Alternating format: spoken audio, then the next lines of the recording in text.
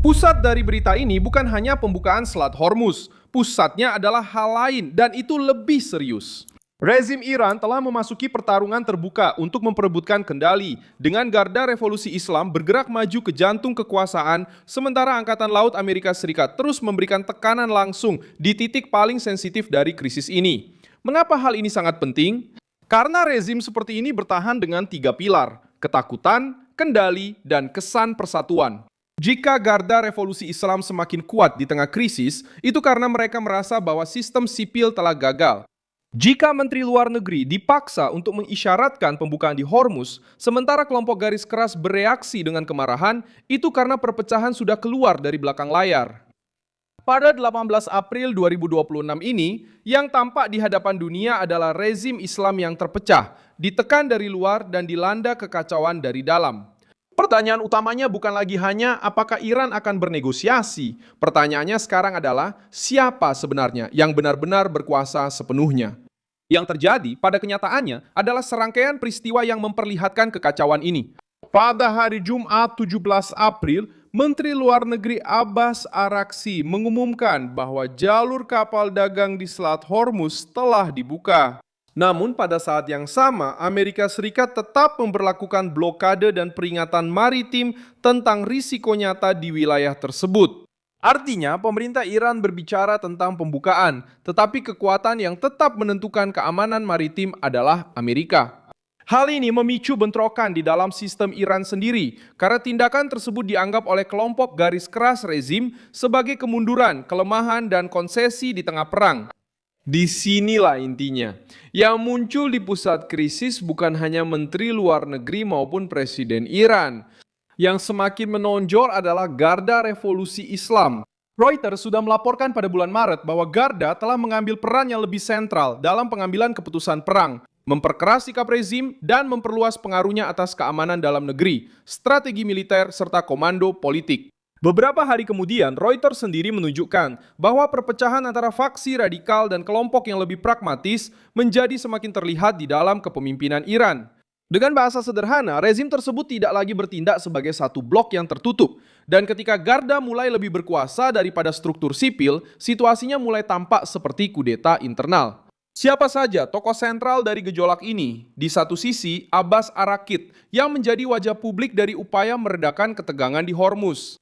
Di sisi lain, Garda Revolusi Islam yang mewakili faksi paling keras, paling bersenjata, dan paling siap untuk mengubah perang eksternal menjadi kendali penuh di dalam Iran. Dan di tengah-tengah itu, Amerika Serikat. Dengan Trump meningkatkan tekanan politik dan Angkatan Laut Amerika mempertahankan kehadiran militer serta blokade di wilayah tersebut, hasilnya sangat menghancurkan bagi rezim. Sektor diplomatik mengatakan satu hal, pihak militer bereaksi dengan cara lain, dan seluruh dunia mulai melihat kekacauan yang sebelumnya tersembunyi di balik layar. Di mana kekacauan ini paling terlihat? Di 3 lini. Pertama, di Teheran, di mana perebutan kekuasaan menjadi terbuka. Kedua, di Hormuz, karena selat itu menjadi bukti bahwa rezim tersebut tidak lagi bisa menggunakan ancaman utamanya tanpa menghadapi reaksi langsung. Ketiga, dalam negosiasi yang dimediasi oleh Pakistan yang masih penuh ketegangan, tanpa kesepakatan yang tercapai dan dengan perbedaan mendalam mengenai program nuklir. Ketika sebuah rezim masuk ke meja perundingan tanpa persatuan internal, mereka tidak bernegosiasi karena kekuatan, melainkan karena tekanan. Dan itulah yang sedang terjadi sekarang. Bagaimana Angkatan Laut Amerika Serikat menjerumuskan rezim Islam ke dalam kekacauan, bukan hanya dengan kapal atau blokade. Itu karena tekanan Angkatan Laut Amerika mengacaukan ruang gerak Iran tepat di titik di mana rezim tersebut paling suka memproyeksikan kekuatan. Selat Hormuz selalu digunakan oleh Teheran sebagai senjata politik, ekonomi, dan psikologis. Namun sekarang jalur tersebut sebagian telah dibuka kembali di bawah tekanan. Kapal-kapal kembali mencoba melintasi jalur tersebut. Namun demikian, risikonya tetap begitu tinggi, sehingga pelayaran internasional pun masih terus mencari jaminan keamanan. Hal ini meruntuhkan citra kendali mutlak yang coba dijual oleh rezim tersebut. Dan ketika citra itu runtuh, persaingan internal semakin memburuk karena setiap faksi mulai mencari kambing hitam atas kemunduran tersebut. Kenapa hal ini begitu penting? Karena rezim seperti ini bertahan dengan 3 pilar, rasa takut, komando, dan kesan bersatu. Jika garda revolusi Islam tumbuh di tengah krisis, itu karena mereka merasa bahwa sistem sipil telah gagal. Jika Menteri Luar Negeri dipaksa untuk memberi sinyal keterbukaan di Hormuz, sementara kelompok garis keras bereaksi dengan kemarahan, itu karena perpecahan sudah tidak lagi di balik layar.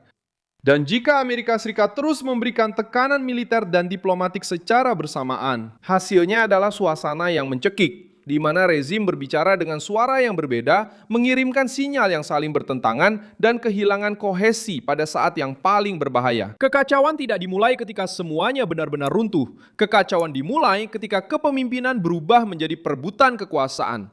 Pada akhirnya, Iran tidak hanya mengalami krisis eksternal, Iran sedang mengalami pertarungan memperebutkan arah di dalam rezimnya sendiri.